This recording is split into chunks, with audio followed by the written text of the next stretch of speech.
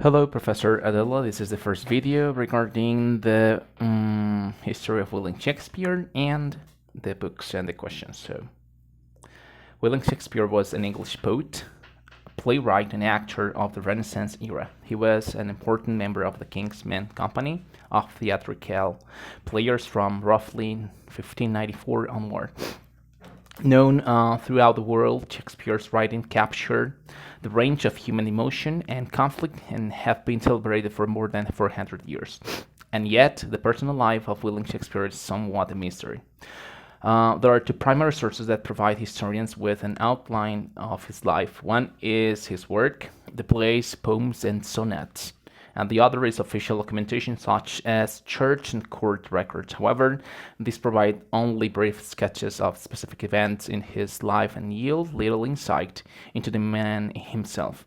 Among his works, there are some well known we can mention, for instance, Romeo and Juliet's tragedy, the cursed Macbeth, Othello, whose jealousy drove him to strangle his own wife, Hamlet's story of betrayal and intrigues, and other literary plays that became classics of English literature within the decades.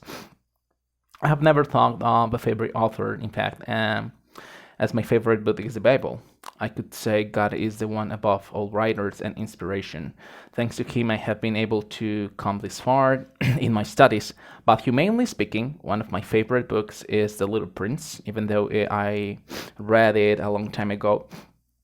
The author's perspective towards the world and the metaphysic things are very alluring, and it doesn't matter if one is 5 or 60 years old, it'll cause an effect like few.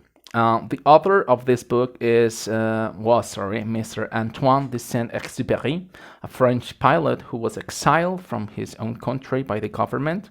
At that time, later his work would become a literature classic. The moral lesson of The Little Prince is that love is all important and allows us to truly see to the heart and beauty of all things. The Little Prince leaves his rose because her behavior becomes too difficult for him to bear.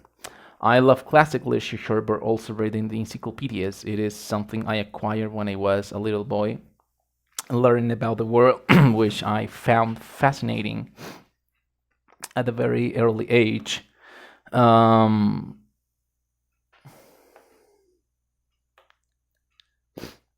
There was an issue from the collection containing tales from the countries around the world and how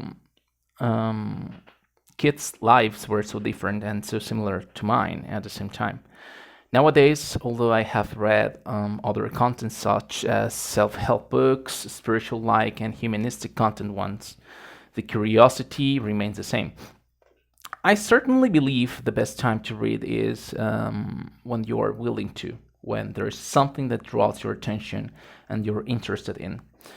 There is nothing more dull than reading a book because someone is forcing you to. However, there are readings that, although at first are boring, they make you grow intellectually, and they are a must-be on your personal collection. Right on my back, I have my bookshelf with some Bibles and some other books I have mentioned before.